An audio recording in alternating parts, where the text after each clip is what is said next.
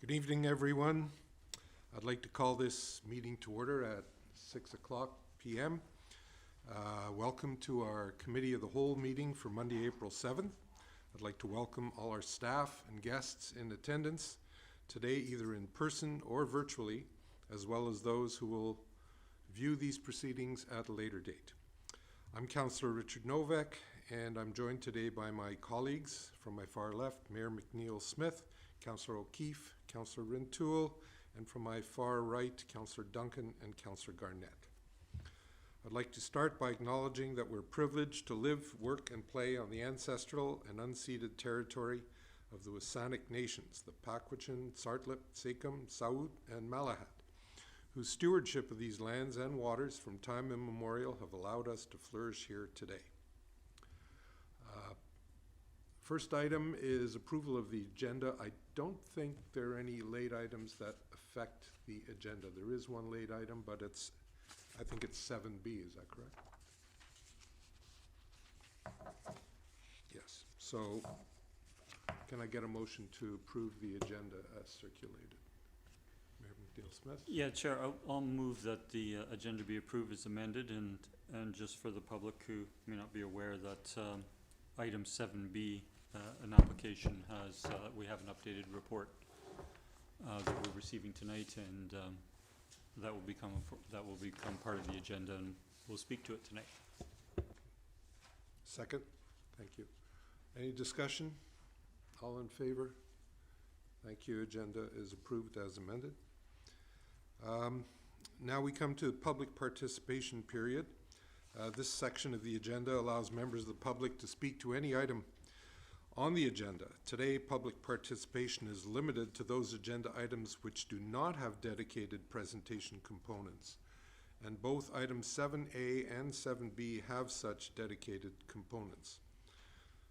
So I will ask for the first time if there's anybody who would like to speak to committee. So I'm just confused by what you just said. So if it's not on the agenda, I can bring it up now if I want? Is that what you meant?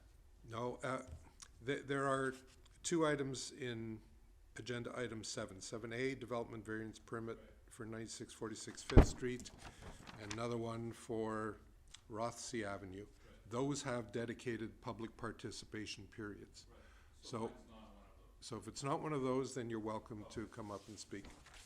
And may we just have your name and town of residence?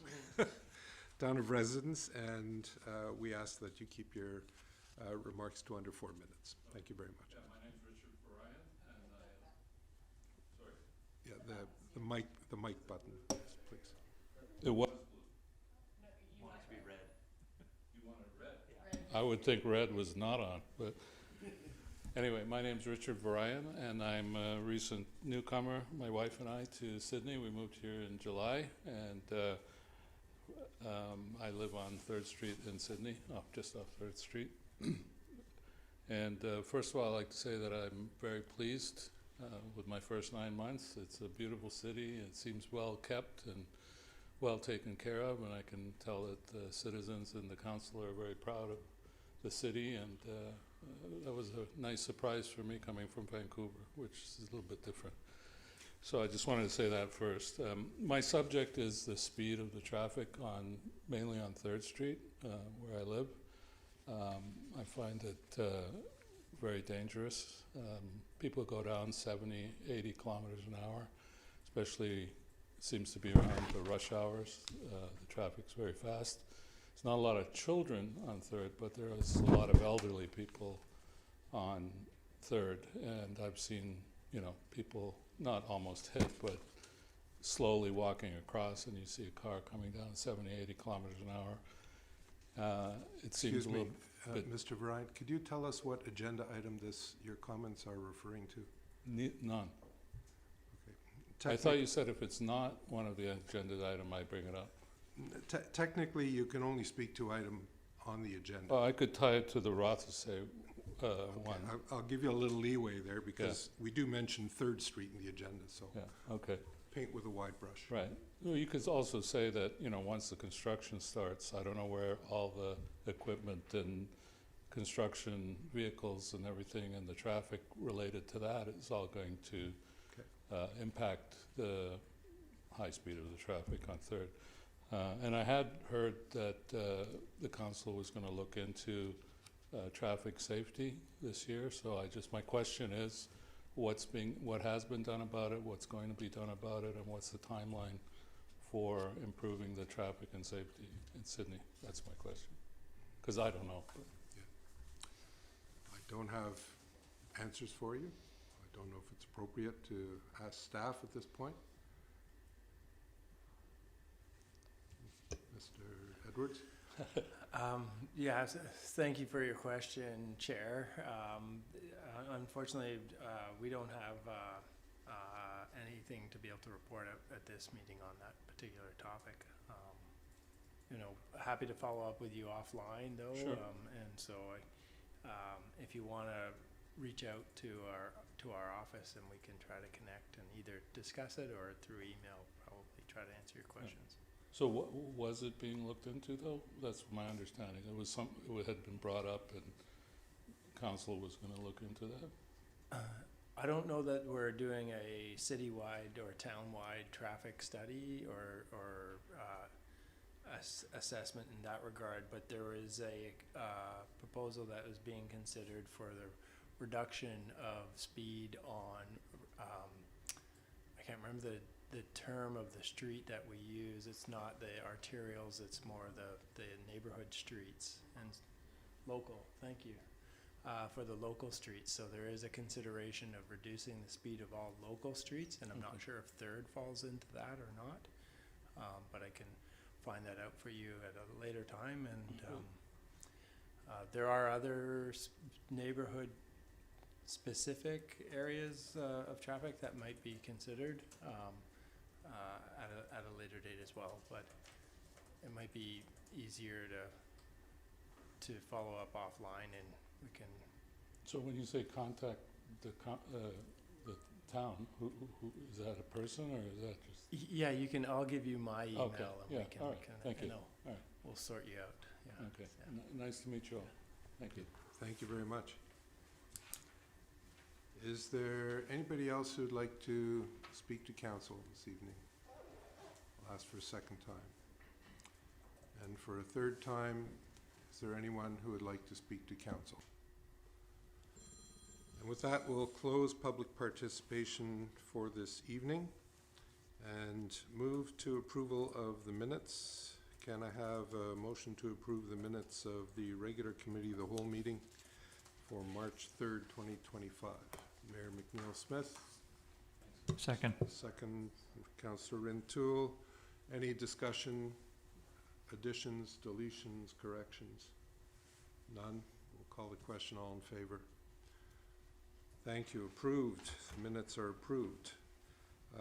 There are no presentations scheduled for item number 6 on the agenda, so we can move right away to item 7A, and that is Development Variance Permit Application number DV 100371 for 9646 5th Street to allow a heat pump to be sited within the exterior side yard, and I believe we have presentation from the applicant, Mr. John Morrow. Mr. Mayor, members of council, thank you for the opportunity to discuss this with you. We've been working on this house for a couple of years. It's been a little bit of a journey. We're settling into the town and really, really like it here.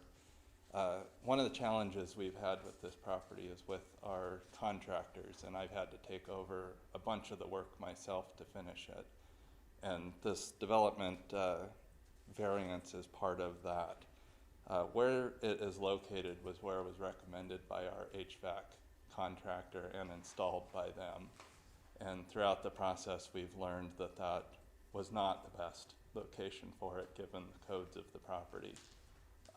As we've looked at how to rectify this over the last little bit here, in reviewing the property plan here, on the interior side yard, there's really not room for it. We would lose any ability to access that side of the property.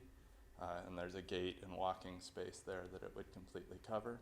On the back side of the property, there's an existing easement for a sewer from the neighbor's yard, so it can't be placed on the back of the property. And so this, we feel, is really like they were right. This is the best place. And we've attempted to put together a reasonable thing here. This would place it with a setback from the property line of 2.3 meters. However, that location, there's a significant distance from the street, including the city's land there, and there are existing mature trees that somewhat screen it. In some conversations with the neighbors, nobody said they have a real problem with it or feel that it's an eyesore there. So I would just ask that this gets approved and that we can get it covered up with the screening and whatever's required to keep it there so we can keep going on our project. Thank you very much. We will have some questions a bit later on in the agenda, so you're welcome to sit down if you like. And we will get back to you if there are questions. Now it's time for public participation for this particular item. Is there any member of the public who would like to speak specifically to this item, this development variance permit? I'll ask for the first time. Is there anybody who would like to speak to this item for the second time? And third time, anyone who would like to speak to this item? Hearing none, we'll close public participation for this item. We now technically have committee Q&A opportunity, but I think what we often do in this case is ask for the report from staff, and then council can ask questions either of staff or of the applicant. So I'll turn it over to Ms. Verhagen. Good evening, thank you. Yeah, this application is a variance request to vary a section of the zoning bylaw to allow a heat pump in the exterior side yard of the property, which is the yard facing north towards Orchard Avenue. The report outlines the location of the heat pump and that the town does have policies to advance our climate action goals to encourage people to switch over to heat pumps to help reduce GHG emissions, so it is in keeping with that. The applicant is proposing to screen the heat pump as is required by the zoning bylaw as well. So happy to answer any questions. Thank you. Thank you, Ms. Verhagen. Questions from committee? Councillor O'Keefe. Thank you. Question through you to staff. At what point in the development process do we look at what sort of HVAC they're going to have, if they're going to have a heating pump or not? Yeah, so I'm just trying to figure out whether this, at what point we would have recognized that this was an issue. Yeah, through the chair to Councillor O'Keefe, it's usually recognized on a building permit drawings in an application, either the location of a heat pump or a note that there will not be a heat pump on the property. So it's checked at the time of building permit application. So I'm not certain if the pump location was moved during construction or if it was first indicated that one would not be there and then it was found to be there during construction. I'm not sure what the exact situation was, but we do mention it early. We do look for it in plan review before a permit is issued. Okay, okay, thank you. Any other questions from council? No. All right, well, we have a recommendation. Councillor Garnett. Thank you, Chair. I'll move the recommendation that owners and tenants in occupation of property within 75 meters, that's 246 feet of 9646 5th Street, be notified regarding development variance application number DV100371 to permit a heat pump within the exterior side yard of the property, and that any written correspondence received be forwarded to council at the time of consideration of approval of the variance. Thank you. Seconder. Second. Thank you, Councillor O'Keefe. Are there any questions or any discussion? Go ahead, Councillor. Yeah, thank you, Chair. Just to say that I support. Obviously, I made the recommendation. I support it, but just in my view, this is giving the same consideration for the building across the street at 9645 5th Street, where I believe there's 3 heat pumps that were given a variance, and they're screened as well. So I think, being consistent, it makes sense. Thank you, Chair. Thank you. Anyone else to motivate? We'll call the question then. All in favor? Thank you. None opposed? Unanimous. Thank you very much. We'll now move to item 7B, which is a development variance permit application number DV100370 for 2499 Rothesay Avenue to relax front and rear setbacks to maintain the existing dwelling. And I believe we have presentation from the applicant, Mr. Greg Gillespie.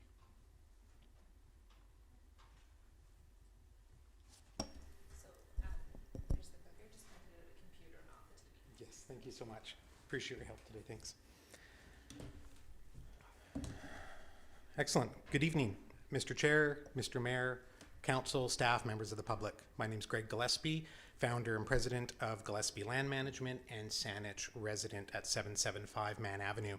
I'm the applicant for agenda item 7B, a development variance permit application for 2499 Rothesay Avenue.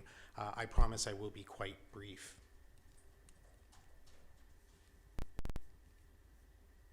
There we go.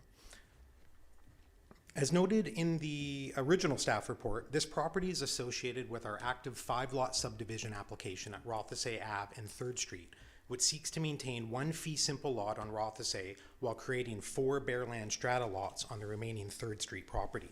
You can see the resulting subject property here in yellow with an outline of the remaining lots in red. A brief reminder of the 3 main principles, and I'm not going to dwell on the subdivision itself, but with some leeway of Mr. Chair, I'd like to just remind Council of the 3 main principles that guide our overall approach to housing in this neighborhood, specifically housing diversity, environmental stewardship, and community fit. It's important that we provide family-focused living with an opportunity for rental suites, preserve the foreshore habitat with maximum native tree retention, and sympathetic design and character with respect for single-family and duplex housing as the predominant neighborhood form. Here's a schematic outline of the proposed lots, and you can see the existing home outlined in Lot 1 in the upper left-hand corner. The existing house at 2499 Rothesay is occupied, and we wish to keep the home in place as long as possible during our subdivision. However, as staff highlight in their original report, any building areas that project into minimum setbacks must be removed or legalized through the DVP process. Basically, we'd need to remove a 1.5 meter strip off the entire east side of the home or demo the home entirely. We were just informed today, and we haven't seen the amended staff report yet, but we understand with the lot's unique configuration and resulting panhandle shape, the west lot line on the left-hand side is actually the front lot line, meaning our requested variances would be to, number 1, relax the rear or east setback by 1.5 meters, and 2, allow for an accessory building in a front yard. Specifically, we wish to retain the existing shed. Any projections into minimum setbacks or sheds in the front yard must be removed or legalized through the DVP process, and we respectfully ask Council to consider allowing us to retain the existing home in its current state during the subdivision process. We are pleased that Council has the opportunity to weigh in on this particular aspect of our overall proposal, and I'm available to answer any questions you may have. Thank you and good evening. Thank you very much, Mr. Gillespie. We now move to the public participation section of this item.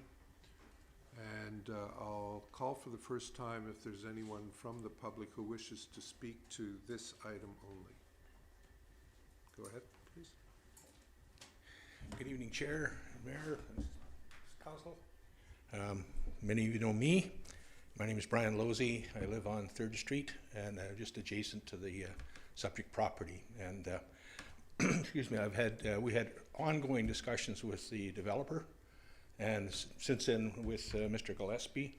And I must say, I admire the candor that Mr. Gillespie's been able to have with us and try to work together with us on a couple of parts of this thing. We did show some interest because of the way the lot is configured. We showed some interest in that acquiring that driveway, but weren't able to get to yes. So it would require changes to our strata and a whole bunch of things like that. So it's going to stay as part of the development, moving it, actually attaching it to the 23-9. Instead of attaching it to the big development, it'll attach to the subject property. So, like I say, in general, we've had conversations with Ms. Verhagen and know the parameters of where we're at with that, and are comfortable basically with the with the project overall.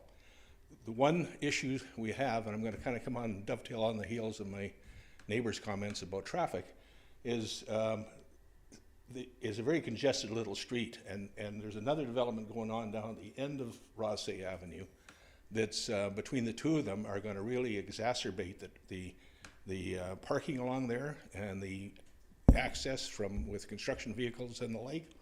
And our concern is, I'm talking as much as anything about the congestion on 3rd Street and the lack of parking on 3rd Street.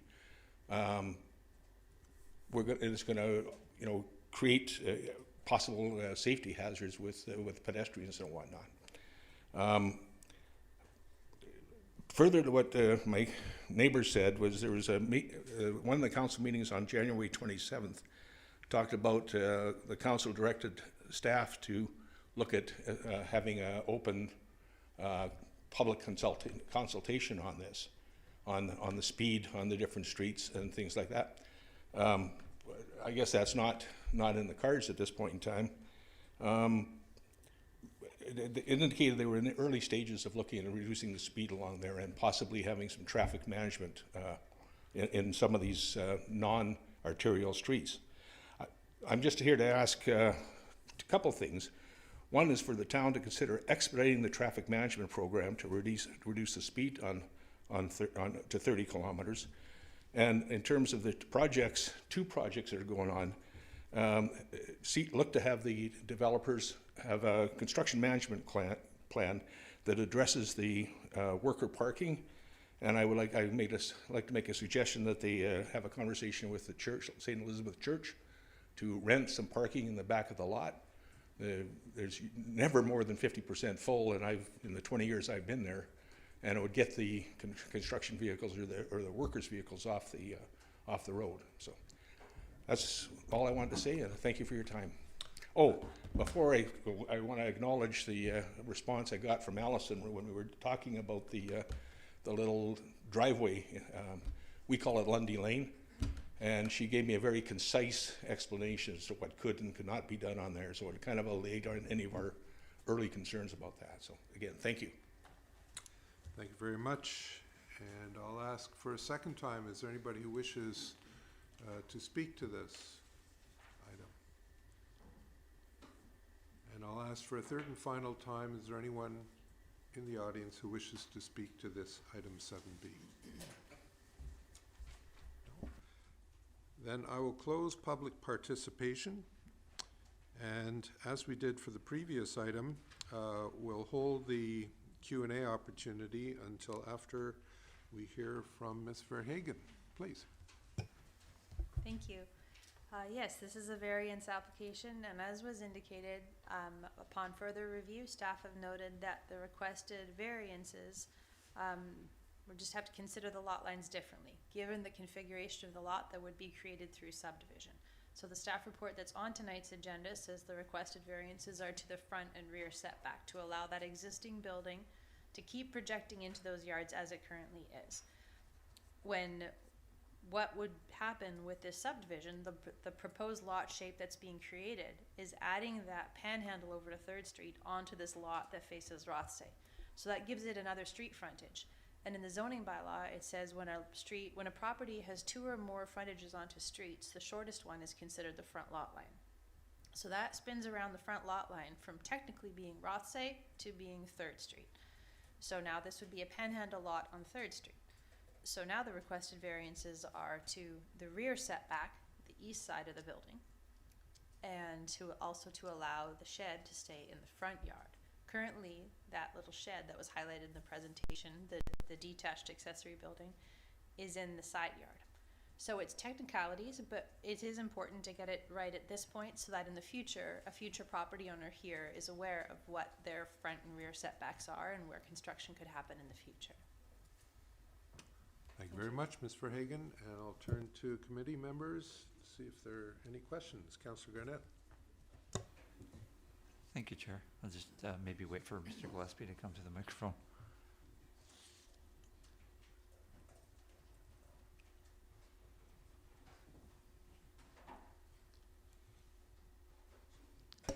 Hi, thank you, Mr. Gillespie, for the presentation. Just curious, you mentioned it's occupied presently, so there's a tenant there, and so the intent would be for the tenant to be able to remain in the building as long as it's in present condition and not being part of a new development. Correct. Okay. My other question is, I'm assuming at some point in the future that you'd be planning for the building to be removed. That's correct. It's likely the last to be removed. We have a demo permit application in place right now for the vacant 3rd Street property and associated garage, which you can see on the plan here. But at some future point, there would be a demo application for that home. But we want to keep it keep the home in place, the tenant in place for as long as possible. Okay. And this is just looking at, because the report's new and listening to staff. What vision do you see happening to the lane that's referred to by the previous speaker? I'm trying to figure out how in a future development for that piece of the property, what would that lane become? Like what would exist there? That's a really good question, and it's a bit of an anomaly. I think just the way that the planning and the layout has resulted, our planning and layout has resulted. We think it makes most sense for that remainder, if you will, to go to one of the other stratas, either to the immediate north or the immediate south. As one of the gentlemen alluded to, we have had conversations and dialogue. That door remains open. We've had good conversations with both sets of neighbors. At the end of the day, it does make more sense to transfer that parcel to one of those stratas, and I hope that's what does happen. That being said, if an agreement cannot be reached, it'll remain part of of Lot 1 or 2499 Rothesay. It'll be fenced accordingly and used in accordance with the bylaws. Okay, thank you. And Chair, if I may, I have a question for staff, and through you to staff. By granting the variance that's being requested here for in this case, the rear lot line, that is just simply attached to this building. So if there was a future development in the future when this is demolished, something else built, they would then, whenever they built, would have to adhere to the zoning bylaws pertaining to that particular development? Yes, through the chair, new construction has to meet the bylaw requirements in place at the time. Okay. And say in future, like somebody wanted to add on to this house at this relaxed setback, that addition would need another variance to kind of keep extending that line out. Right. Thank you very much. Thank you, Chair. Any other questions from committee? Councillor O'Keefe. Thank you. Through you, Chair, to staff, just to address some of the questions that came up in public participation and concern about contractors parking on 3rd Street or making it more congested. And is it still the case that we normally require a construction management plan for developments like this, where the developers have to identify where the contractors would be parking? Is that still a requirement for something like this?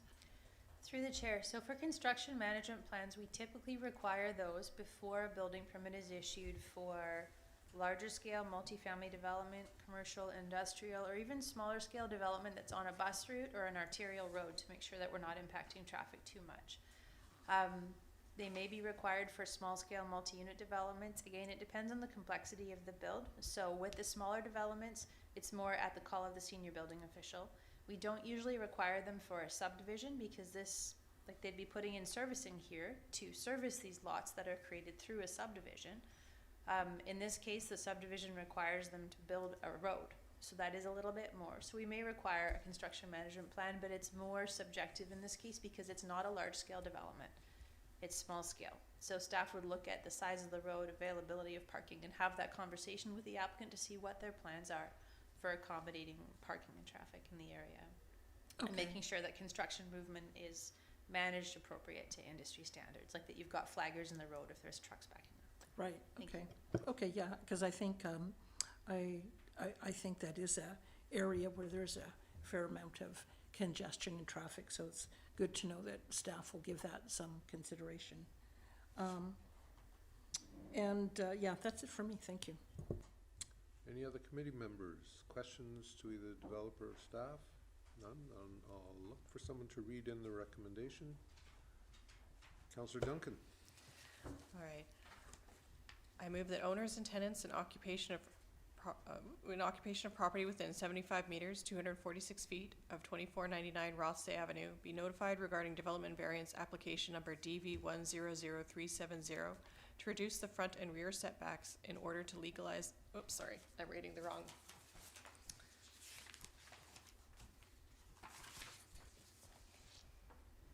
To reduce the rear setback of an existing single-family dwelling and to allow for an existing accessory building to be sited in a front yard, and that any written correspondence received be forwarded to council at the time of consideration of approval of the variance.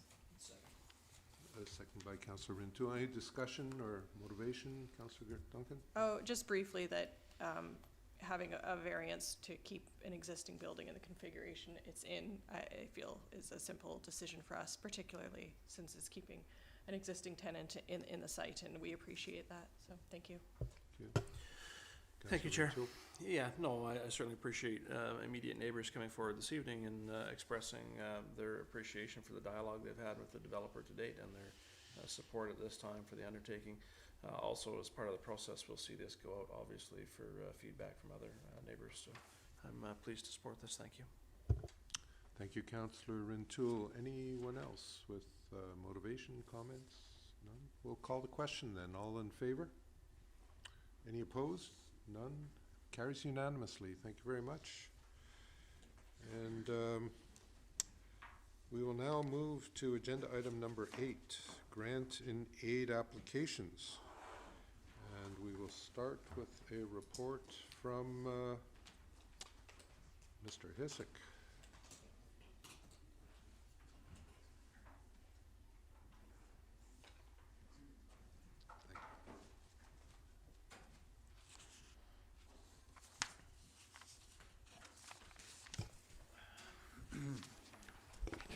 Thank you, Mr. Chair. Just moving into the warm seat here.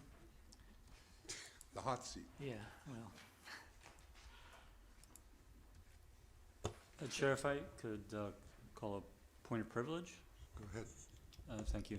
Just for the benefit of the applicants to the 2 previous developments, we're now going into grant and aids where we're considering community requests for funding. We have a funding pool of just over 18,000, and we have requests from about 15 organizations. So you're welcome to stay to listen, but we've reviewed your reports this evening, and our normal process is for it to go to notice to neighboring residences, and it will come back to council once that information is received from residents. It'll appear on a future agenda. Thank you.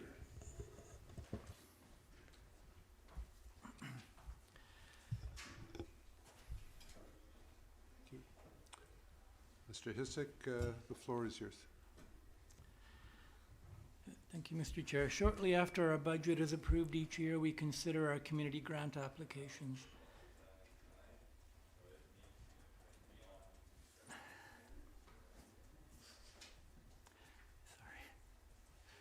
Okay. The town's budget for grants and aid to community organizations is quite modest at $18,500. However, we do have an annual community support budget that has now grown to over $1.2 million. Over the years, we've also included several long-time grant applicants into our core budget. These include Peninsula Celebrations, Beacon Community Services, Artsy, the Film Commission, Peninsula Streams, and Saanich Marine Rescue. We support many sports and recreation organizations by providing them facilities. We've worked with Artsy to support a local arts grants program. However, there are still many organizations in the community providing important services. We always receive more requests than we can accommodate in our modest budget. Regardless of our grant budget level, we're still doling out taxpayer dollars, and we have to be cautious about that. With that brief intro, I would like to just point out that we typically identify any potential conflicts of interest at this time before we begin, just so we know when certain members of council might need to leave the room for discussing certain applications. Are there any questions based on the report? I don't know. Are there any questions from committee at this point? Are there any conflicts of interest that need to be declared? Councillor Duncan. Well, ordinarily I recuse myself for conflict of interest with the Sydney Guide and Scout Hall. I'm no longer a scouter or a guider or on the hall committee. However, I am a parent volunteer until the remainder of the year as that year rolls over. So I'll just recuse myself for the continuity when that one comes up. Thank you. Anyone else? With conflicts? None? Okay, thank you. So I guess the process is you all have in front of you the list of requests for 2005, along with some historical data. And I think the appropriate process is just to go through these one at a time and get council direction on whether they wish to either approve or not approve the appropriate requests. So we can start with Cycling Without Age Society, and I think we'll need a motion, a resolution for each one in order for it to pass. So we'll start with Cycling Without Age. They have a request for $2,000. Historically, at least in 2024, they had a request for $2,000. $2,000 was approved. Mayor McNeil-Smith. Thank you, Chair. Yeah, there's a number of ways to approach this, and we've done it in different ways in different years. My preference would be to consider ones that we're fairly comfortable moving early. We know that we have over $37,000 in requests and only a budget of $18,500. So what typically happens is after we've allocated those who committee is comfortable with, we see what is left for sometimes for new applicants, or we sometimes make adjustments. So while we could proceed with Cycling Out Age, personally I would like to give some consideration to the amount to Cycling Without Age, but I am comfortable making a recommendation to begin with on the Sydney Guide and Scout Hall.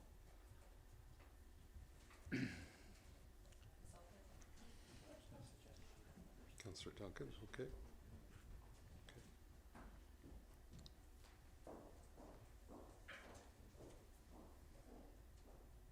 Okay, Mayor McNeil-Smith, your recommendation is?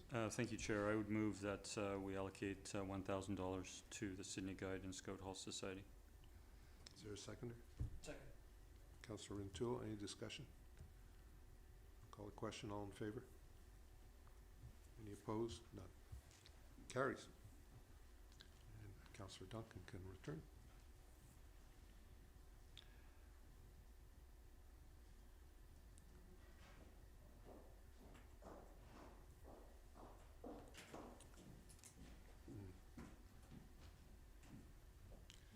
And Mayor McNeil-Smith, you still have the floor. Thank you, Chair. I would move that we allocate $725 to the Parkland Parent Association. Sorry, $725 to the Parkland Parent Association. Second. Any discussion? Thank you. They did request $1,000 last year. We allocated $725. We see that there's a high volume of their students are from Sydney, and I think it continues to be a worthwhile endeavor. Councillor Rintoul. Yeah, thank you, Chair. Yeah, I'll support this. I was comfortable in my preparation to see this provided at the $1,000 as requested, but I take it this would be appreciated as it's in keeping with which was provided last year. So I'll support the motion. Thank you. Thank you. Any other? Councillor Duncan. I will support the motion as well. I was also prepared to give 1,000, and partly because the schools have noted that they have a really large graduating classes this year, and so I feel this might be a year where they might require more money because they'll have more students, but I'm happy to move it as it is, and then if we come to the end and we can't decide and we need to bump this up later, I think we can do that then. Thanks. Fair enough. Any other discussion? Call the question. All in favor? Any opposed? None. Carries. Thank you. Mayor McNeil-Smith, you still have the floor. Yes, thank you, Chair. I would move that the Stelly Secondary School parents dry grad receive $250. Any seconder? Second for discussion. Thank Okay, you. go So, ahead, Mayor. sorry, I had the Stellys, or the,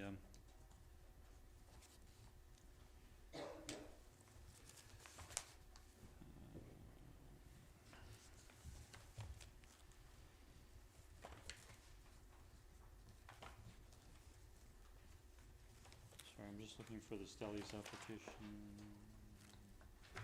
or the, sorry, Parkland application. Oh, Parkland.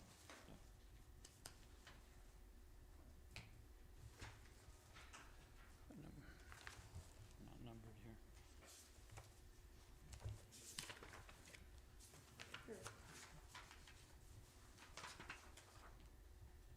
The Parkland one or the Stellies one?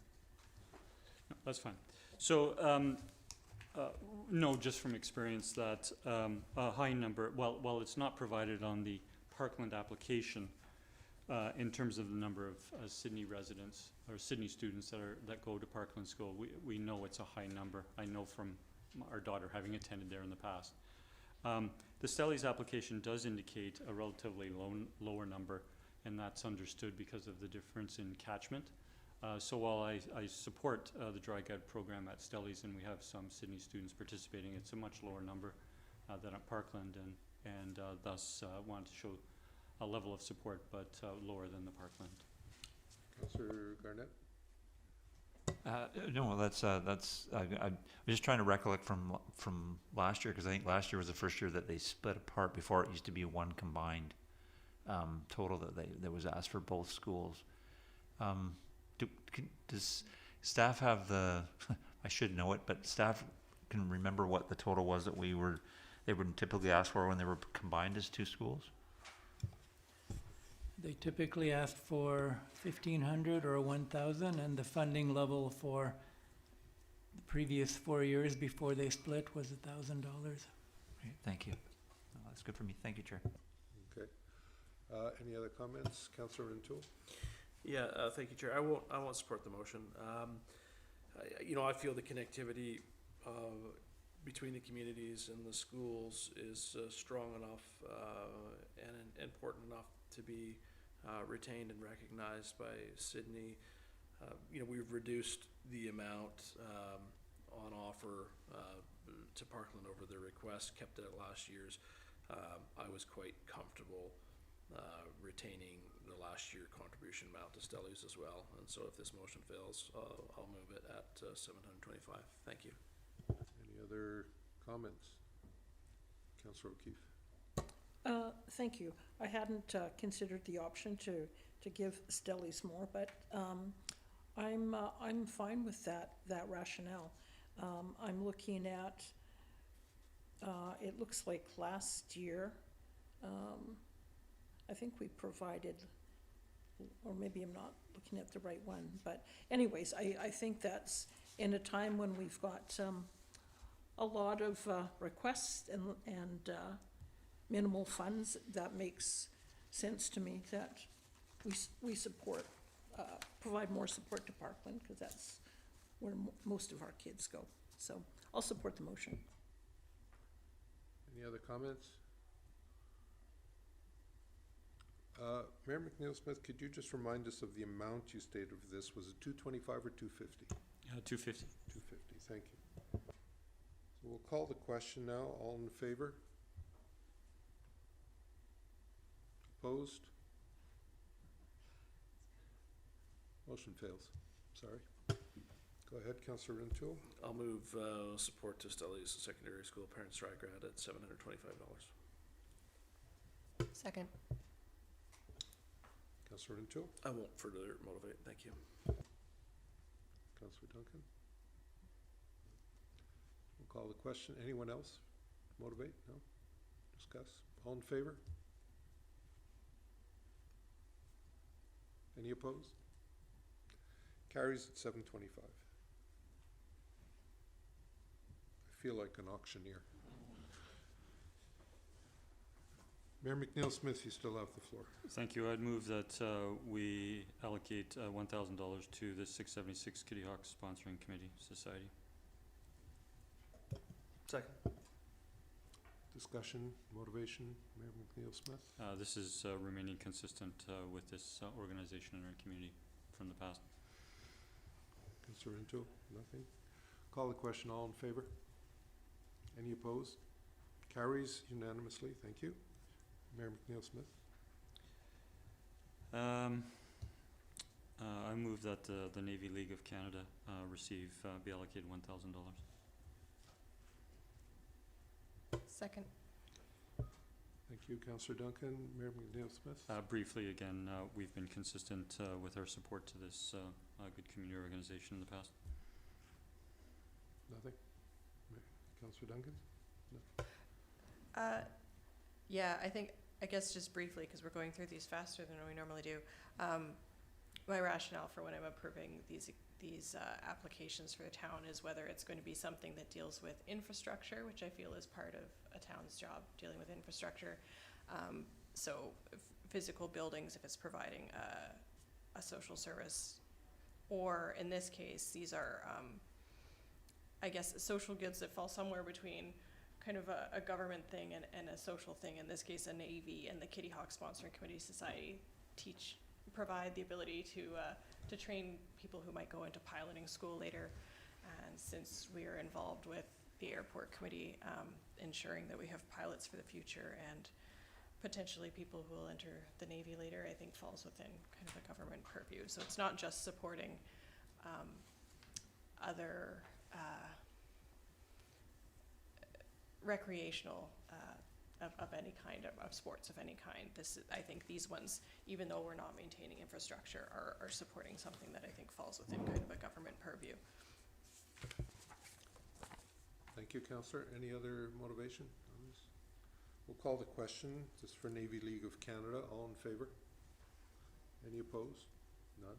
Carried unanimously. Thank you. Mayor McNeil-Smith, you still have the floor. I'll leave my recommendations there for now. Thank you, Chair. Thank you. Anybody else who wishes to make recommendations? Councillor Duncan, go ahead. Sure. So I guess based on what I just said about funding of infrastructure, I will go up to the Sydney Lawn Bowling Society, who've asked for $1,000, and move that we grant them $1,000. Second. Thank you. Motivation, Councillor Duncan? They're looking for money to repair their driveway and entranceway. They say due to kind of the wear and tear from adjacent construction, and I think since all of those are part of kind of the way the town has done business and what they've had to endure as they endure the construction as part of our growing community, I think that's fair. Councillor O'Toole? Nothing further, I concur. Councillor O'Keefe? I just had a question, just through you to staff on this one, just because there was a mention that it was due damage to the driveway based on the development next door. And I guess my question to staff is, do we normally sort of follow up with developers on things like that when there's damage to adjacent property, or is that something we might get involved in, or? Councillor, absolutely. We are expecting that the driveway will be reinstated by the developer prior to end of the project. It's a little less certain about the parking lot because that may have been a pre-existing deficiency, but we expect the driveway will be fully reinstated. Okay, and so the $1,000 that's requested is more for the parking lot then? Yeah, okay, thanks for the clarification. Any other discussion? We'll call the question. This one is for Sydney Lawn Bowling for $1,000. All in favour? Carries unanimously. Thank you, Councillor Duncan. You still have the floor. Sure. I will move $2,000 to the Sydney Arts and Media Society. Second. And again, Councillor Duncan? yeah, the Sydney Arts and Media Society is the organization that runs Radio Sydney, which I think is like an interesting thing for Sydney to have as part of our arts community. And it's a unique service, and I'm happy to keep supporting them as they acquire more equipment to be able to do what they do. Councillor Garnett? Thank you, Chair. Yeah, I support this.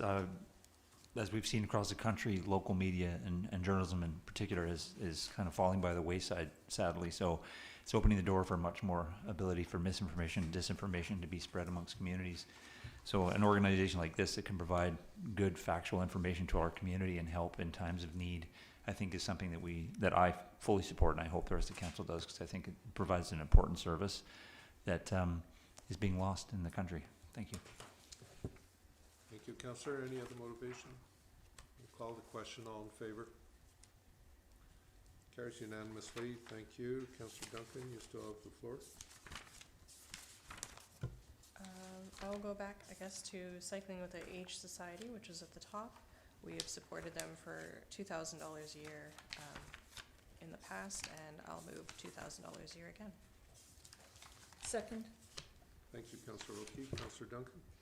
Yeah, they've shown that they put this money to good use, both in purchasing equipment and facilities and garnering enough, volunteers to run their programs. And I occasionally volunteer with the breakfast program at Sydney Elementary, so I speak to the staff that volunteer at that, who are all educational assistants, and they say that the ride a week that their children with special needs get can make a difference between having a good week and an entirely bad week. And I'd heard the same thing from people at some of the care facilities that a patient with dementia, they get that one bike ride and it changes their whole week around. So this is, I think, an important thing to support for really quality of life for a lot of people in our town. Thanks. Thank you, Councillor. Councillor O'Keefe? Thank you.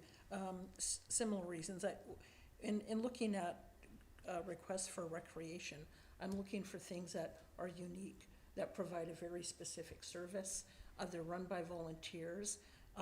The recipients of this program are individuals that aren't going to benefit from any other sort of, there's not too many recreation programs for them. They're not going to be able to take advantage of the money we put into the soccer field or the track or other things. So I think this is a good investment. Thank you. Councillor Garnett? Thank you, Chair. Yeah, we do these grants and aids every year, and you get letters back saying thank you, and you hear what's done. And for me, this is one where I actually get to see it when I walk through the community. There isn't a time where I don't see one of the pilots out, and to see the faces of the children and the seniors who get these rides, you see the impact. It's tangible. It's right there, and just how much it means and how much they're doing for the community, for a group of vulnerable people that often get overlooked. So I fully support this. Thank you. Thank you, Councillor Garnett. Councillor Mayor McNeil-Smith? Thank you, Chair. I'm just looking for a page here.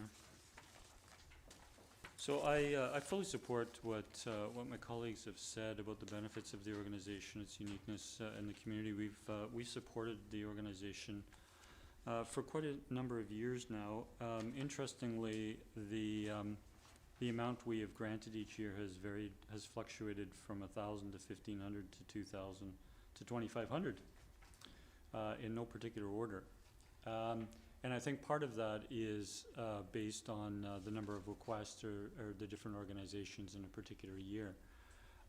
One of the factors that we note, apart from the organization doing good things, important things in our community, is the financial need. And I do note that in the financial statement that they provided for 2024, that they actually had a $17,000 surplus on a cash basis. If I'm reading the statement correctly, they had revenues of $82,000 and expenses of $65,000. So in this year, as I went through, and I appreciate we all have slightly differing, or we will have some differing amounts to some of the organizations still to come up, that I, in my little math here, was willing to be supportive to the level of $1,500. So I'll move an amendment. I appreciate that, in a previous example, a colleague has said that if the motion doesn't pass, they would make it. I think it's better just to test an amendment, and I fully respect my colleagues. So I'll move an amendment to $1,500. Do we have a seconder for the amendment? Second. Thank you. No further motivation. Councillor Rintoul? No, I follow the rationale that was presented with respect to the financials that are here. Thank you. Fair enough.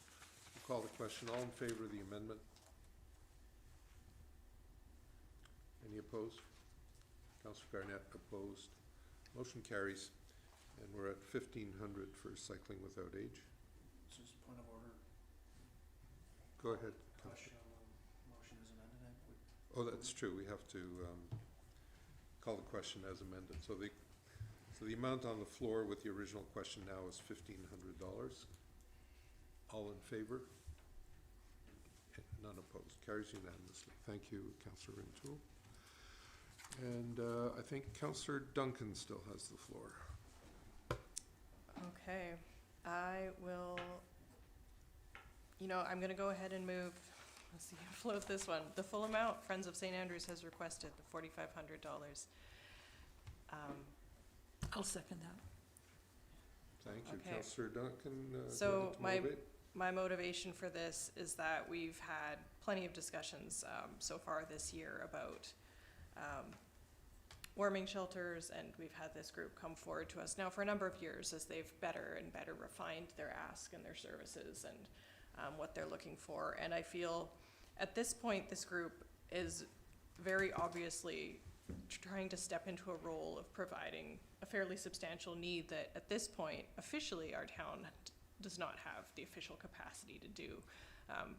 We are limited by provincial regulations and all sorts of things, and what they're requesting is, freezer space and basically to improve their ability to offer a service in a way that, for $4,500 compared to what we've been looking at for trying to meet the needs of this community and trying to get our minds around this, I think this is a good deal. We know that at this point in time, in this location, needs need to be met, and we're not able to do it, and they're able to do it, and I want to support them for what they're asking. We put $5,000, in our budget towards being able to start looking at a temporary warming shelter. I think $4,500 for, being able to improve their ability to feed people and provide more social contact, I think is a good start. Thanks. Thank you, Councillor. Councillor O'Keefe. Thank you. Yeah, I'm supportive of this. I know that in the scheme of this budget, 4,500 is probably the biggest, one of the biggest things that we might approve. And I don't know that we've approved such amounts in previous years. However, in the greater scheme of things, in terms of the amounts that we put into other things in our community, $200,000 plus to the Shaw Center, to the museum, to the soccer field, to the Parkland track, all these other community programs that we support, we provide support to for people who are housed, who have money. So when I think of all of that on the balance, I think 4,500 is still a really small amount to help support an organization that is providing meals several times a week, 300 and, for a whole year. That's a small amount. I know that when I looked at their application, it was a little bit, the financials were a little bit fuzzy. So I went back to the presentation that they had given us, I think earlier this year, at the end of last year. And my understanding is that basically what they're saying is that, first of all, they're providing more meals per week. The cost of food is escalated significantly. And also the freezer is so that they can take advantage of bulk buying, buy things cheaper, put things in the freezer to help save money. So that seems reasonable to me. The other thing about this organization, it's completely run by volunteers. There's no paid staff. And it's not just for the unhoused, it's for people who are experiencing, maybe they are housed, but they have food insecurity, they don't have a lot for food. And they also get a lot of seniors coming out there who, to combat loneliness and for fellowship and that sort of thing. So yes, I know it's a big item in terms of this, but I think it's well worth the money to support our community. Thank you. Any other comments? Mayor McNeil-Smith. Thank you, Chair. And a question through you to staff, and my apologies for not asking it earlier in the day, but just came to mind now, is staff indicated in the introduction that we do provide over $1.2 million to community organizations in our if you will, as line items on an annual basis. That has grown over the years. My question through you, Chair, or to staff is, I believe we were providing funding amounts to two Sydney churches for their food programs. Is this organization one of those two? Yes, it is. They get $500 for their food program. Okay. Is it technically the same group, the Friends of St. Andrew, or is it just the church? It may be semantics, but I believe they're interconnected. thank you. So I do acknowledge that, or I want to acknowledge that we have supported this organization and their food program with $500. I realize that doesn't go a long way given the number of meals that they provide in the rising costs of food. My only concern with this, and appreciating the need and the rationale provided by colleagues, is that the $4,500, and I didn't calculate the percentage out of 18, but it's almost 25%, or over 25% of the overall amount we're giving to one organization. So I was supportive of a lesser amount, but I'll support this motion as it stands. And again, if we're refining amounts to organizations later on after we get into some tight spots, then I may motivate further. Thank you. Councillor Gagnon? Yeah, thank you, Chair. Yeah, similar to the mayor, I'm not going to repeat what everybody has said here, but I'm looking at, this is the 9th item out of 20 on our list, and if we add that into the mix, it puts us just under $5,000 less. So I will support it, but I'd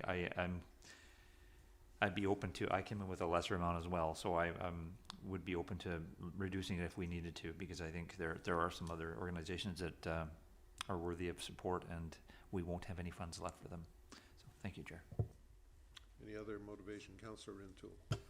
Thank you, Chair. Not sure if it's motivation, maybe just a clarification to the last two speakers.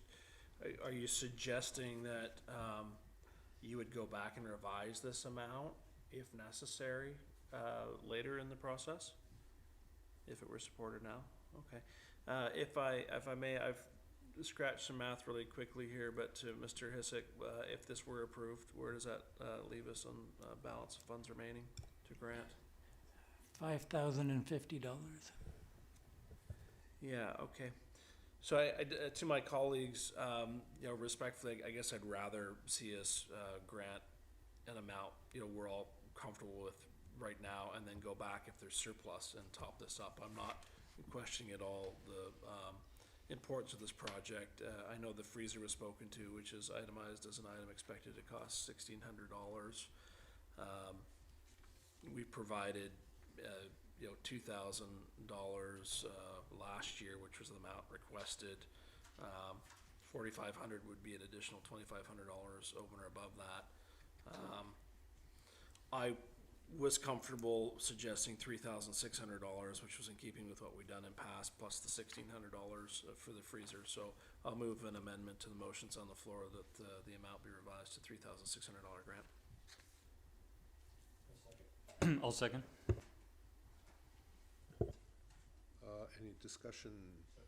Go ahead, Mayor McNeil.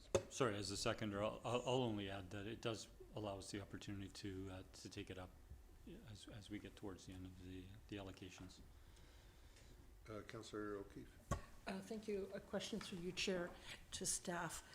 Sorry to put you on the warm seat, but my recollection is when I was looking at one of the grant, I don't know if it was the Canada Community Building or one of those grant programs, that there was a category for community resilience.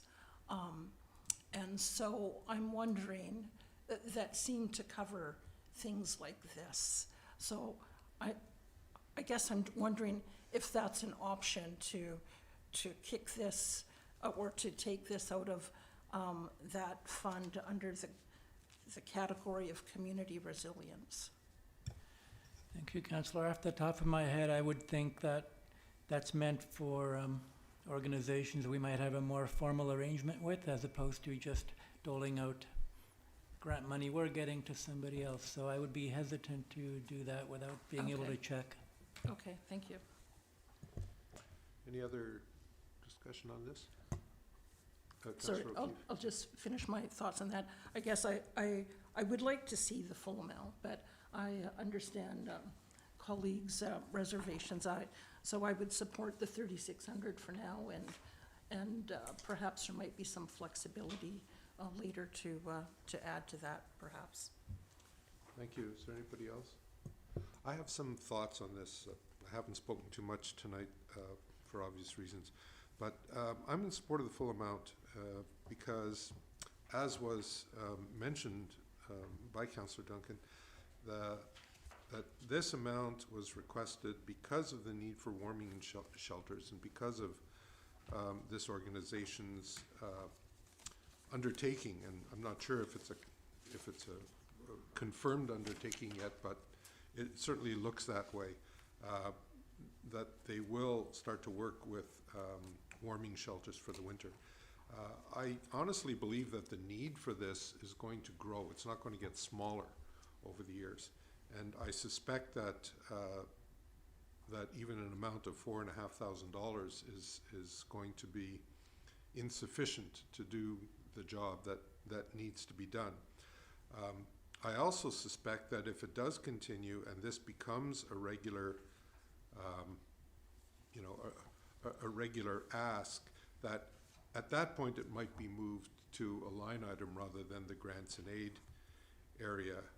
But I think at this point it's important for us to see that these warming shelters get established. We have been criticized for our lack of such facilities for the unhoused in our community. So I think it's a reasonable request under the circumstances. I know it impacts our the funds for the grants and aid, but programs like this have to start somewhere. And if we're not prepared to budget specifically for it outside of this grants and aid program, then I think this is as good a start as any. So I'll leave my comments there. So the question on the floor now is for, oh, sorry, go ahead, Councillor Garnett, and then Councillor Duncan. Just to clarify, and perhaps staff can weigh in, I don't believe this request is pertaining to the warming shelter at all, is it? It's just like a feeding program, right? That's my understanding. There's no mention of the warming shelter program. Thank you. Go ahead, Councillor Duncan. Yeah, thanks. I'll clarify because I clearly spoke in the way that caused the confusion. This is the same group that brought up the need. However, this particular grant is not for that. We've already allotted $5,000 for the warming shelter. This is an additional, and this is for Freezer and to improve their ability to offer the food program they currently have and the social supports.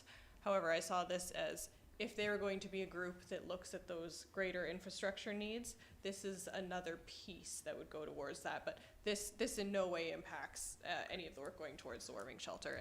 And my apologies for speaking in a way that mixed the two. Thanks. My mistake. I stand corrected.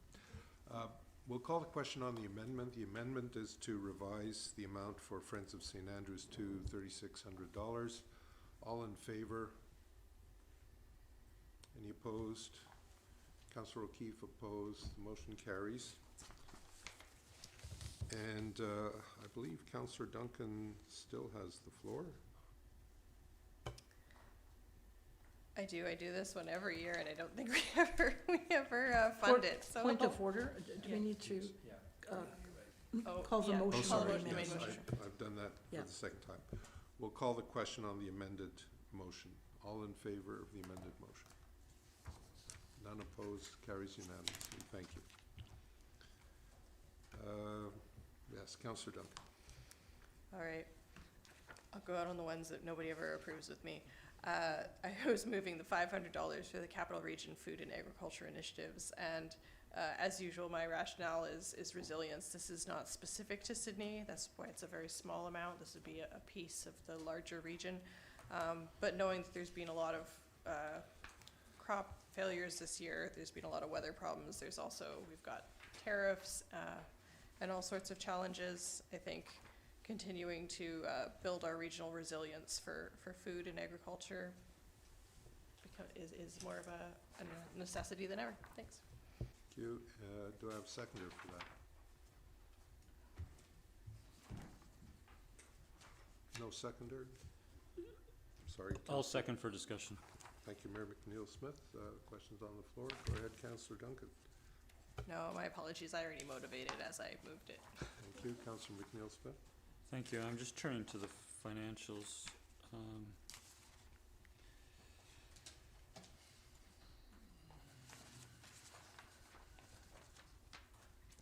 Yeah, this is a relatively large organization operating across the Capital Regional District, doing some great things with regards to agriculture. But in the 2023 financial statement on page 3 of their statements, they had a $30,000 excess of revenues over expenses, so surplus, and then they had another $9,000 in 2024. So I don't know what their need is. I can't make it out from their statements whether there's a reserve or the need for a reserve and so on, but I just think with an organization that large, and if they're seem to be relatively healthy financially, that given the challenges of our limited resource of $18,000, that while I would like to support it, I think it might be it might be spent better elsewhere in a Sydney direct organization. Any other motivation? Councillor O'Keefe? Yeah, I agree. Didn't see really any direct connection to Sydney. I agree with all the things that Councillor Duncan said about the importance of food security, but I'd rather, you know, if there's something more local that we could support, I prefer that. And I don't see, yeah, the case for financial need wasn't made for me and how that would benefit us out here. So, you know, I'm also thinking about the Sandown Center for Regenerative Agriculture and the work that they're doing there. So I would provide support for something like that before something like this. So I'll not support the motion. Thank you. Any other motivation on this item? We call the question. All in favor? Opposed? Opposed, Councillor O'Keefe, Mayor McNeil Smith, Councillor Rintoul, Councillor Novak, Councillor Garnett. Motion fails. Thank you. Councillor Duncan, you still have the floor.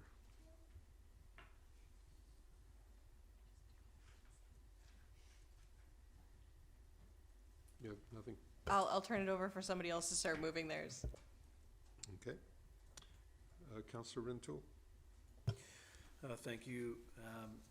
I'll move from the recreation and culture category that Island Rhythm Gymnastics, Peninsula Lacrosse Association, Saanich Peninsula Piranha Swim Club, and Sydney North Saanich Yacht Club be denied grant and aid funding.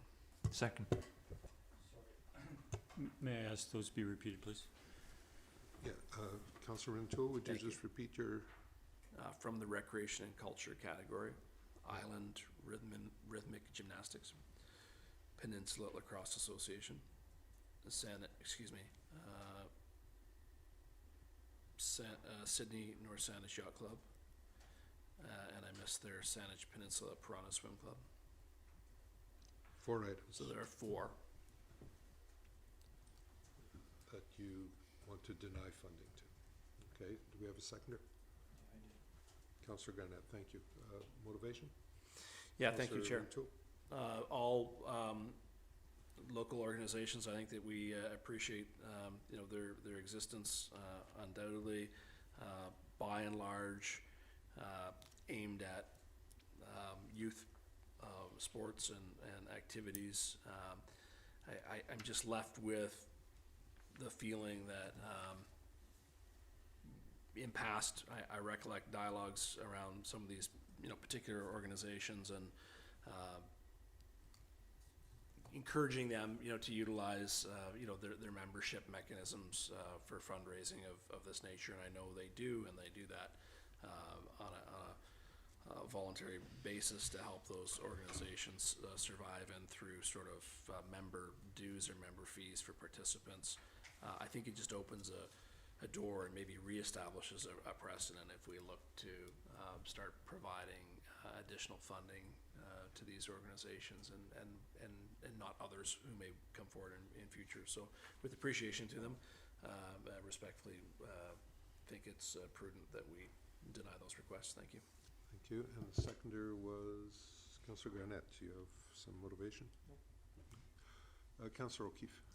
Thank you. I'll support the motion. I concur. Groups like this, my kids participated in some of these groups over the years, and I never expected the municipality to fund, to sort of subsidize their fees. That's a decision parents make when they sign their kids up for these things. And I know how much they cost. Peninsula Lacrosse, $1,000 for equipment. And as a parent, you make those decisions. And certainly there's some families that can't afford that, but there's programs that those families can tap into so that their kids can participate in these things. Also, all of these organizations have been around for decades, so they should be self-supporting by now. And as colleagues have said, they've got large memberships of kids and parents capable of fundraising, and so that's what I would point them to. Thank you. Fair enough. Any other motivation for this? We'll call the question. All in favor? Carries unanimously. Thank you. Councillor Rintoul, you still have the floor. Thank you. I would move that Saanich Peninsula Pipe Band receive $1,500 in grant and aid. Second. Councillor Rintoul, motivate. Yeah, thank you. Traditionally, we've certainly provided support to this organization. They have, I think, been steadfast in their support of events in Sydney and beyond Sydney and the Peninsula community. So I think it's a reasonable request that they put forward that I'll support. Thank you, Chair. Councillor Garnett, nothing. Anybody else to motivate? Councillor Mayor McNeil-Smith. Thank you, Chair. I won't support the motion on the floor. I think the organization is very valuable for the reasons Councillor Rintoul, in terms of the number of community events that they participate in, and I've been very supportive of them in the past. I don't recall noticing this on the previous year's financial statements, but on their Table 1 statement, for 2024, they had total revenue of $5,700, so they're a pretty small organization. Their total expenses were $3,400, so they had a surplus, if you will, of $2,300. Their opening balance, cash balance, was $5,600, and so the $2,200 was added to that, which put them at just shy of $8,000. Then they've made a $4,000 GIC purchase on top of 3 other $4,000 GICs that they have. So they've got $16,000 in GICs. And I'm not sure to what purpose that is for an organization that is so small with an annual operating budget of just under $6,000. So I would like to continue providing support and perhaps a little bit more moral support on a much lower amount to signal that, but I would need to hear from the organization. There isn't a lot of information in their application, but we have supported them consistently over the years, but I wanted to highlight that in terms of financial need, which I think is an important consideration. Thank you. Thank you. Councillor O'Keefe. Thank you. I also won't support the motion. Similarly, I noted the financial information that the mayor has pointed out. So, and the staff report also notes that no demonstrated need on their financial statements. I compare this to, we're talking about other recreational organizations, where you have to spend $1,000 to get your kid kitted out with lacrosse equipment. And so this grant request is to purchase a full kit for new band members. And I just kind of think that's something, if somebody sort of undertakes to to do this sort of activity, you kind of take that in stride, that you know that, okay, this is how much it's gonna cost me to get kitted out, just like you would with your kid, supporting the sports team. So, yeah, for that, and the reason that, yeah, they have, several $1,000s in GICs, there doesn't seem to be that, financial need with this one. Thank you. Councillor Rintoul. Yeah, thank you. I would suggest, as we've seen with past discussions and other grant applications this evening, that if my colleagues are somewhat supportive, that they put forward an alternate amount in motion. I'll continue to support this on the basis that, yeah, they've got $12,000 in GICs. I'm actually pleased to know that they've got the resources in place to survive, that we're not looking at sending them $1,500 that's going to be lost and not, you know, utilized. So I don't consider their financials to be overly healthy, because we're not talking about a lot of money in place, but we're talking about enough to give them the stability for me to feel confident that they're going to continue to exist and utilize the $1,500 that we'll provide them, and that it's not at risk of, you know, not fulfilling their mandate for another year. So I'll continue to support this. Thank you, Chair. Mayor McNeil Smith. I'll move an amendment to change the amount to $500. Second. Would you like to motivate, Mayor? I won't speak further. I respect colleagues' views, and I've spoken on my motivation. Councillor O'Keefe? Nothing Nothing further. We'll call the amendment. All in favor? Opposed? Opposed, Councillor Rintoul, Councillor Novak, Councillor Garnett, Councillor Duncan. Motion for the amendment fails. We're back to the original question. Is there any more motivation, Councillor Duncan? I was looking for, I appreciated the rationale for a lower amount, and knowing that there was an appetite for that, I was going to propose an amendment of a higher than 500 but lower than the original 1,500, and propose $1,000. And my rationale for that would be that that's the same amount we gave the Kitty Hawk and the Navy League, which are similar organizations, and so I felt there was good rationale to I will choose second. Okay, for the motivation, Mayor? Okay, this amendment is to change the amount to 1,000 from 1,500 for Saanich Peninsula Pipe Band. All in favor of this amendment? Carries unanimously. So now the amount we're talking about is $1,000 on the original motion. Is there any further motivation? None. We'll call the question. All in favor? Carries unanimously. Thank you. A point of privilege, Chair. Go ahead, Mayor. If we may, through staff, have the current amount left. Our balance is $49.50. Thank you. Councillor Rintoul, I think you still have the floor. I yield at this point. Thank you, Chair. Okay, is there anybody else? Councillor O'Keefe. Thank you. I'll move down to the other category, and I will move, in regards to the Canadian Association of Retired Persons, that we deny the request for $2,000. Second. Motivation, Councillor O'Keefe? Yeah, I, when I looked at this, I didn't really see a financial need. I didn't see any direct connection to Sydney, one of those larger organizations. So it just doesn't pass my muster in terms of the sorts of small community organizations that we should be supporting. Councillor Rintoul? Nothing further. I tend to support this motion. I've been a member of Canadian Association of Retired Persons. It's a large Canada-wide organization. I believe they're fairly well funded. They do have occasional events in Sydney. They're usually free of charge for people, but again, this is a national organization, and as Councillor O'Keefe stated, I think we should, when we have limited funds, they should be directed towards more local organizations. Any other motivation on this? We'll call the, so this particular motion is to deny funding to Canadian Association of Retired Persons. All in favor? Any opposed? No, carries unanimously. Councillor O'Keefe.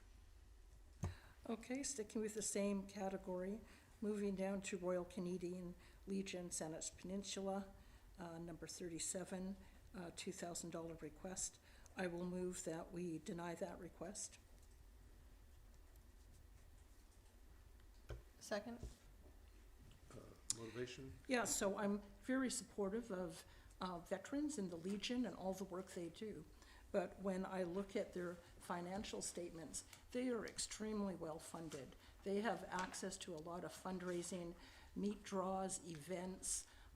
They also distribute a lot of their money to other community organizations, which to me says if they've got that much money that they can hand out, it doesn't seem that there's a need for that 2,000. So although they do great work, I can't justify 2,000 for an organization that is, as I say, very well funded, a lot of revenue coming in.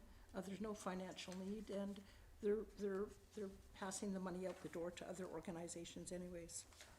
Thank you. Councillor Duncan? Nothing? Any other motivation on this item? So the question here is to deny Royal Canadian Legion, Saanich Peninsula Branch number 37, any funding at all. All in favor of this? Any opposed? None? Carries unanimously. Thank you. Councillor O'Keefe, you still have the floor. I'm just trying to see what else we haven't.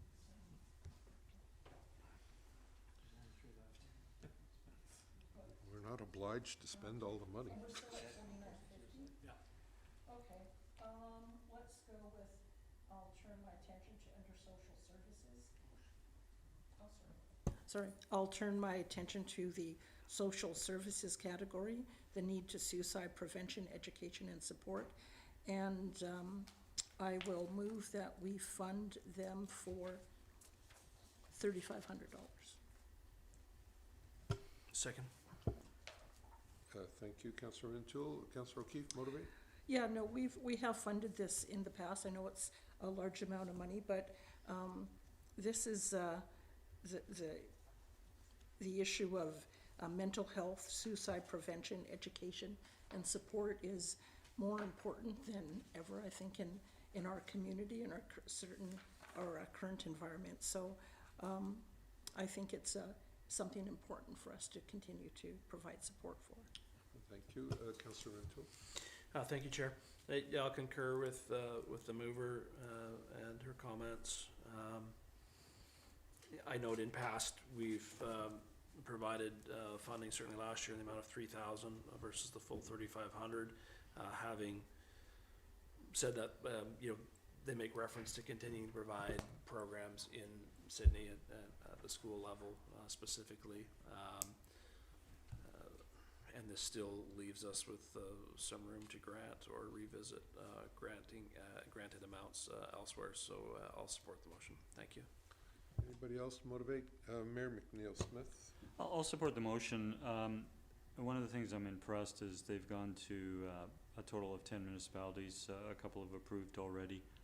In a perfect world, this is a health or social service, should be funded by the province, but the reality is this is a long-standing organization. And we have other, municipal partners, if you will, helping this organization, which provides a somewhat unique and important service in the region. Councillor Duncan.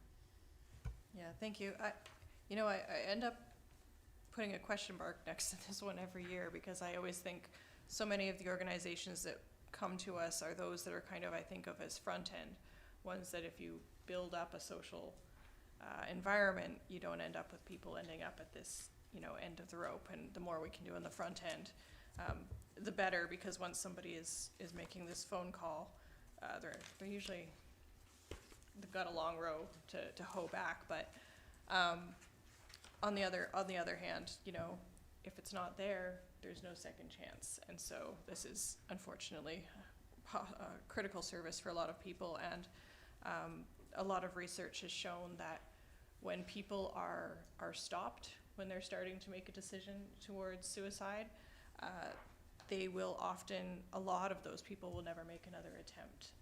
That's why we have things like the fences that go on really tall bridges. If people, there's often people think if people want to do this, they're gonna find another way, and it turns out that that's not usually true. What people will do if they're prevented from that first strong impulse, they'll be able to come around and you know, come back from that edge. So I think this is kind of like putting up a safety barrier on a bridge that can extend out to all the other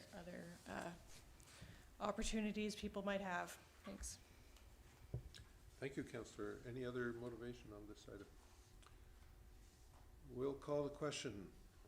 The question is to fund need to suicide prevention, education and support to the amount of $3,500. All in favor? Thank you. Carries unanimously. And now I can't remember who had the floor. We just check, beg your pardon, check with staff to where we're at. Sorry, Mr. Hissing.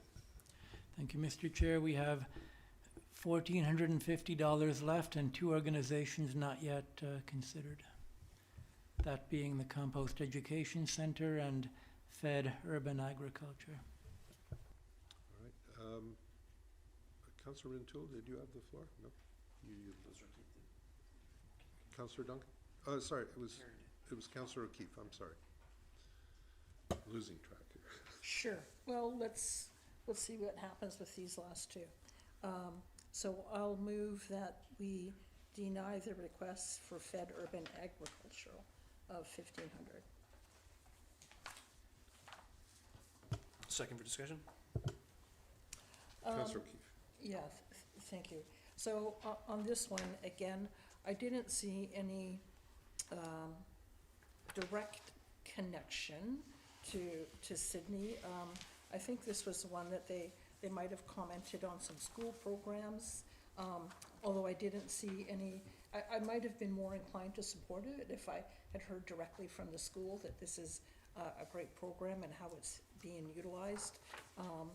And I didn't really see that there was a need, financial need wasn't demonstrated to me, and that was mentioned in the staff report as well, so. Okay. Any other motivation? Nothing further. Mayor McNeil-Smith. Yeah, sorry, I'll support the motion to deny, and again, my concern is an organization like this, under objectives and mandate, they indicate, we do this by creating garden spaces, delivering educational programs and promoting urban culture, but they talk about doing it in the entire region. If they would just simply say some of the programs that are directly operating in Sydney, I'm just not aware of it, and it's not coming through in their application. Thank you. Any other comments? So this question is to deny funding to Compost Education Center. All in favor? Sorry? I think that's a different one. I think we're on Yeah, the Fed, no, I the think- Fed one, Chair? Yeah, I think The we one were below on. that. Oh, sorry, the urban agriculture. We were on the Fed. Sorry. Fed one I for apologize. 15, yeah. So this motion then is to deny funding to Fed Urban Agriculture Society, My Fed Farm, for $1,500. All in favor? Thank you. Carries unanimously. And Councillor O'Keefe, you're still on the floor. Okay, we'll go to what I think is the last one, the Compost Education Center. And I'll move that we deny the request for $3,000. Second. Thank you. Councillor O'Keefe? Sure. Yeah, this one also, no financial need. I didn't see a direct connection to Sydney. Yeah, so for those reasons, I think we can let this one go. Thank you. Councillor Duncan? Yeah, they're a really great center. They put on fantastic education. However, I would note that most people in Sydney probably take advantage of our municipal composting, and I think those that actually want to do private composting who have the yard space can probably access that. I don't feel it meets a large need in our community either, as much as their work is very good. Mayor McNeil Smith. I'm not sure if I'll support this motion. You know, the financial need, they're a large organization operating regionally, but they did take the time. I commented on the previous application about not showing connectivity to Sydney, but in their second page of their, or third page of their application, they say that Sydney teachers and their students benefit from the programming because of its flexible, mobile, learner-centered model. Learners feel inspired and teachers feel increasingly motivated. And further down, it's the CEC has been actively providing programming in Sydney for the past 32 years. And it talks about it, you know, pursuing other funding through grant proposals, regional funding, and event fundraising. So, you know, I think it's a unique organization in some respects, but is showing its applicability to Sydney, and I was willing to provide a smaller, to provide less than they were requesting. Yeah, they were requesting $3,000, so I was willing to support it to $500. But this is a motion to deny. Yeah, so you have to make an amendment. I guess I or will disappears. move an amendment to, for $500. Second. I Won't think you motivate further, motivated. Councillor Minto, yes. Nothing further. I think the observations the mayor has shared make sense to me. I'll support the motion as amended. Thank you. Okay, we'll call the question on the amendment. The amendment is to give Compost Education Center $500. All in favor? Opposed? Councillor O'Keefe, Councillor Garnett. Motion carries. We got $500 there, which I think brings us down to $950. And Councillor O'Keefe, I think you still have the floor. Did you have the floor? Yes, you did. Oh, sorry. Thank you. And we have to vote on the amended motion. The motion is amended to provide $500 to Compost Education Center. All in favor? Opposed? Councillor O'Keefe is opposed. Motion carries. Thank you. So as I mentioned, we're down to $950. I believe that's correct, Mr. Hissick. Thank you. Councillor O'Keefe, you're still here. Sorry, how much are we down to? $950. Okay, Remain. I'll move that we add $900, or I guess 950, what the heck, to Friends of St. Andrews. Second. Motivation? Yeah, Councillor I think we O'Keefe? had a good discussion on them before. We're actually, I think, by my calculation, if we give them $950, is that put them $50 ahead of what we asked for? Yeah. So, I'm just, maybe I'll confer with staff in terms of, do you think that's okay, or should we pull back that $50 and allocate it elsewhere? I just was trying to make things easy for you. Beers after the meeting. It is okay. I would be very careful about giving people more than they asked for. It just sets an interesting precedent. You could potentially give 25 more to the two schools and call it a day. Okay, can I, Revise has your anybody, motion. I don't think my motion has been seconded yet. Not yet. Oh, well, can I amend? I'll can I move, vote I'll move an amendment Okay, that thank you. Friends of St. Andrews receive $900 and Parkland and Stellies each receive an additional $25. Second. Second. Okay. Any further motivation, or are we motivated out on this one? Okay. On the amendment, all in favor? Carries unanimously. On the original motion, which is now, again, to add $900 to Friends of St. Andrews and $50 each to Parkland, sorry, $25 each to Parkland and Stellies. All in favor? Carries unanimously, and we are out of money. And I believe I can ask for a motion to adjourn. So move. Second, all in favor? We're adjourned. Thank you so much, everyone.